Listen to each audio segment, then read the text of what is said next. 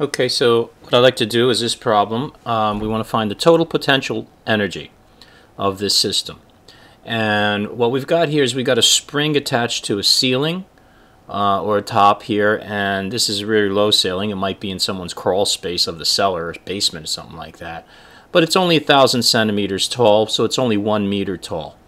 And what we're going to do is we're going to try and calculate here the total potential energy.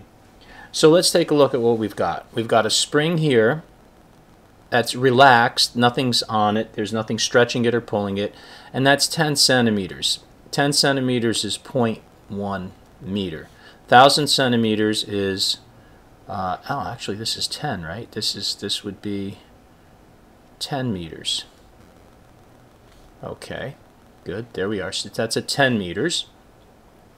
20 centimeters, that's going to be 0.2 meters. The reason I want to convert centimeters to meters is you want to use SI units when we're doing calculations for work and energy.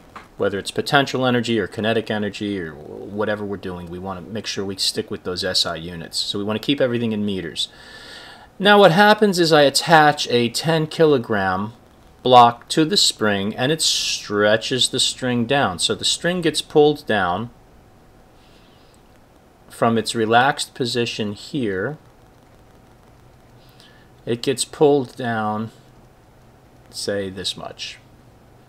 And we say that this, well, if our total height of the spring is 20 centimeters, all right, let's say we're getting pulled down here, 10 centimeters. So this is 10 centimeters. And this is 10 centimeters. Okay, so we see that. So we got a total of 20 centimeters now from here to there. And this from here to over here is going to be the stretched. That's going to be the stretch of the string. So the stretch is 10 centimeters, which is 0.1 meters. So that's it. Now we want to calculate the total potential energy. Well, let's look at the elastic potential energy first, I suppose. Our potential energy elastic, we know the formula is 1/2 K x squared, where K is the spring constant. In this example, it's going to be 51 newtons per meter. And x is going to be the length or the distance the spring is stretched. So if we do this calculation, we're going to have 1/2 times 51 times 0.1, because this stretch over here is 0.1. All right, this is 0.1 and 0.1 make a total of 0.2 meters. So it's stretched half from its relaxed position, twice as much actually. It's stretched twice as much, twice the relaxed length. So 0.1 squared. So the potential energy from the spring then, if my numbers are correct, should come out to 0.255 joules. All right. Now, that's from the spring. That's the elastic potential energy. What about the gravitational potential energy? The fact that it's raised off the ground or off the floor tells us that we're going to have a gravitational potential energy. So that's the potential energy for gravity. And remember, the formula for that is mass g h, where h is the height from whatever you're considering your 0 point for potential energy for gravity. Well, if we are up 10 meters here and we are only down 0.2 meters, then I suppose that this distance here, and I kind of messed this up, is going to be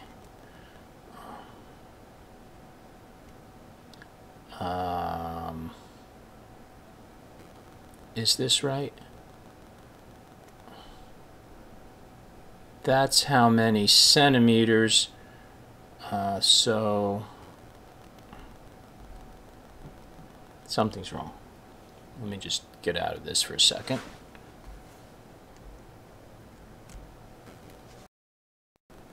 Okay, so I figured out what I did wrong. It's 9.8 meters.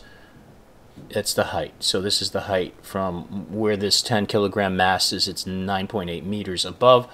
So we've got a mass of 10 times the force of gravity, which is 9.8, times a height of 9.8. That just was coincidental. That shouldn't be matched like that, but it just happened to be a coincidence.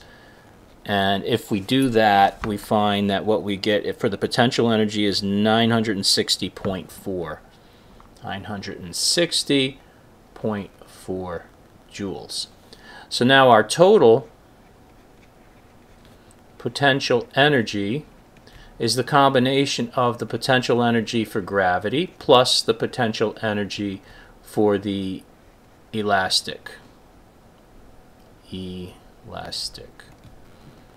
which is going to be the 960.4 plus 0.255 joules. So your total potential energy is 960.655 joules. In this example, notice that the potential energy due to the elastic was very, very small in comparison to the energy of gravity. You got a 10 kilogram weight over here, 10 kilogram item. It's quite a substantial amount, and we're up almost 10 meters high. So that's got a lot of energy waiting to happen for it to be released and to fall down. So we have 960.4 joules of potential energy due to gravity. That's the MGH. And the elastic potential energy was not all that much. That was only added an additional 0.255 joules. So that's kind of how you do these kind of problems with potential energy. Just need to remember that the gravitational potential energy is MGH. That's this formula here. And the elastic potential energy is 1/2 kx squared, where the x is the stretched or compressed length of the spring, and the k is the constant that's usually given in the problem. Okay, maybe we'll do one more problem before we move on to mechanical energy.